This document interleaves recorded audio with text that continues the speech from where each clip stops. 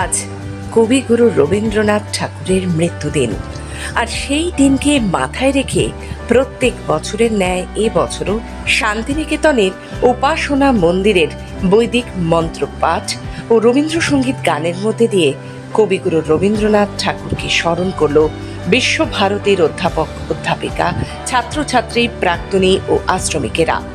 সকালে উপাসনা মন্দিরে উপাসনার পর রবীন্দ্র ভবনে গিয়ে কবিগুরু রবীন্দ্রনাথ ঠাকুরের ব্যবহৃত চেয়ারে মাল্যদান করেন বিশ্বভারতীর বর্তমান ভারপ্রাপ্ত উপাচার্য এবং বিশ্বভারতীর সকলে।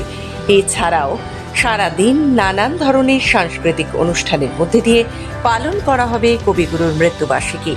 বিকেলে রয়েছে বৃক্ষরোপণ অনুষ্ঠান পুরনো মেলার মাঠে। আজকের এই দিনটা আমাদের বিশ্বকবি রবীন্দ্রনাথ ঠাকুরের প্রয়াণ দিবস, তো ওনাকে আমরা শ্রদ্ধা করে স্মরণ করছি।